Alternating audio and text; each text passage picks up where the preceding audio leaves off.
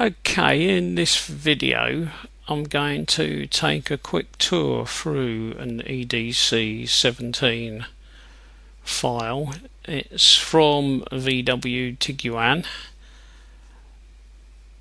If I remember rightly, it's a 2-litre TDI 170 brake horsepower common rail, but I may be wrong. I'm just guessing at that without bothering to look it up. Now if I go through, I'll just click here to move us along, look for anything of any real interest. What we've got here are the error paths, which would be obviously important or interesting if you wanted to delete error codes. I won't stop and talk about everything as I go because the video would last for hours. These are probably P codes. They might be VAG codes or they might be P codes, but they're all part of the error coding system. And here we've got a repeat of the same sort of codes, and again they might be P codes, they might be VAG specific codes, but similar sort of thing as the last set. What you tend to get with these is either completely separate P codes and VAG codes in two separate tables, or sometimes you find that they're a little bit muddled up, so you've got two tables but there are P codes and VAG codes in one and P codes and VAG codes in the other. It doesn't matter because they both feed into the same set of error paths, so if you're changing an error path, you're changing either this block or the previous block. It doesn't make any difference. Right, if we keep wandering through, let's see what else we can find. I've highlighted some things in yellow here just to make it easier as I go by, otherwise I will forget. So here we've got driver's wish maps, so 1, 2, 3, probably 4 driver's wish maps.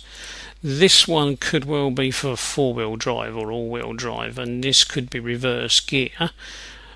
Because it looks quite a lot like the first 4, I'm guessing that it's probably reverse gear, and that these are spread over the car's gears, and this one is completely different, and you can see it looks slightly different because it's for four-wheel drive. Right, let's see what else we've got. We should see, now these two are unusual if you're not used to EDC17.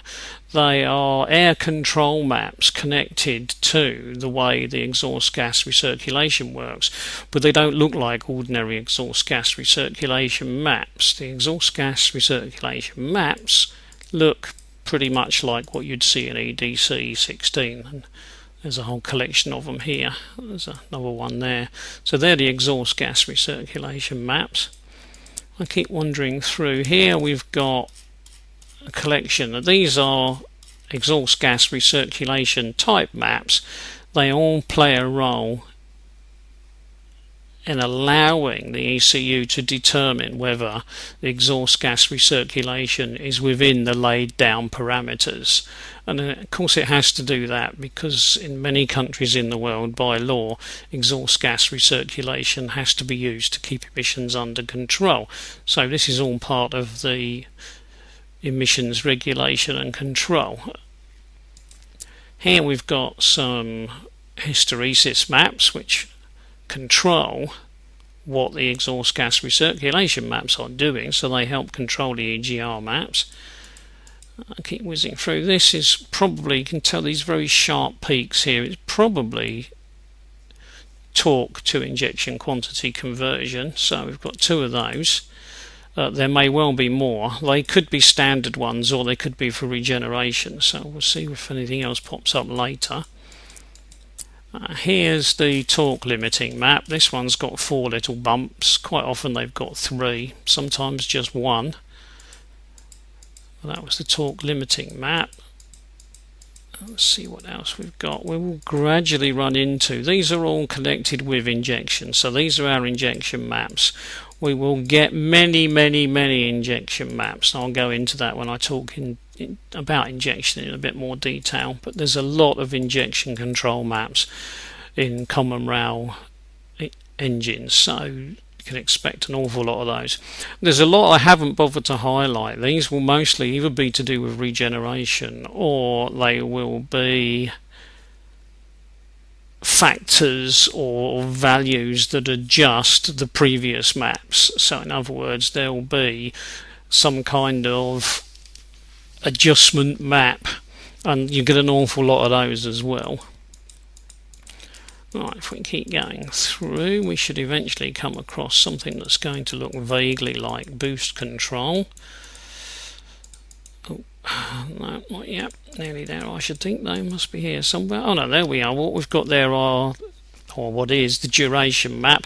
Now in this particular ECU file, this duration map is used for all the different types of injections. So whether it's pilot injection, main injection or post injection, the maps all take their duration values from this one map. It's not unusual to find several versions of this map in a file, but this file's only got one. Alright, so let's have a look. Oh, there we are. There's boost control. That's probably an N75 boost control map. There's another one there, another one, another one, another one there. There might well be there's another one. There's quite a few of those because there's quite a lot of changes to do with boost and boost control, usually because of regeneration. So you can expect to find quite a few of those, which means there's probably going to be quite a few boost maps. And there's a boost map there. There's one there that's not functioning. Another one there, another one, another one. What have we got? There's another one, and another one there, and that looks like that's another one. Now, what have we got here? That looks like it might be the limiter. So there's our boost limiter. So we've had several boost maps. So we've had boost control maps, then boost maps, and now we've got our boost limiter. So typical sort of thing you might see with EDC17. So not that different to an EDC16 really. Right, if we keep going through, let's see what else we've got. Here we've got what I'll probably torque to injection quantity conversion maps again. So we've had two, and here's two more. It's possible the previous ones were for regeneration and these are for normal running. Let's keep going through here, see what we've got. Now what we've got here is these are usually all to do with rail pressure. Now the first one is very often the maximum rail pressure, but you'd have to compare it to any others to find out. And this one here, when it's present, is very often just the value of the maximum rail pressure in the system that would ever be available, limited simply by the mechanics of the system. So in other words, that's related to whatever pump was fitted to that car. But this one is very often the actual maximum that would actually really be possible for that particular car or that particular pump.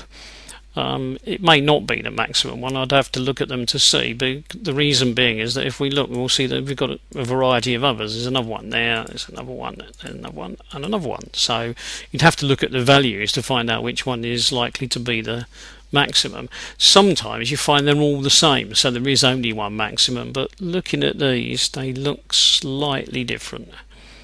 So they're all rail pressure maps. These two that go up in little steps like this and reach a peak and then come down again, they sometimes stay high or they come back down again. There again, maximum rail pressure available in the system at any given rev per minute or injection quantity. So they're like a sort of an overall figure of limit, as if to say, you know, at this point you can't go over this limit and at this point you can't go over that limit. So they're like a sort of little mini limit for that. See, and here we've got the smoke map. If I remember rightly, this one is air pressure dependent, so this would be your injection quantity limited by the amount of air available, but as assessed by pressure rather than by the air mass flowing through the MAF or the mass airflow meter. And we've got what looks like a starting map and then a second starting map. This second one here is very often very similar to the first, but is designed to be helpful in the event of a push start or a tow start. And then we must be getting near the end now. Now these look like they're swirl maps, so they're to do with the swirl control system used on the car. these very often are followed by a series of others that look flat. In other words, these are probably the same sort of maps, but they've been set at a maximum. So whereas this shows what is probably opening and closing of the flaps, these are not opening and closing, they're just set at a maximum value. And I should think we're getting pretty near the end of the file now. There's probably another one of those swirl control maps, and then by now I think we've probably come to the end. Yep, so that's the end of that particular file. Now that was a very brief run through, because what I will do is in the further videos I will take each map or group of maps in turn and go into more detail about that particular one. So I'll stop there.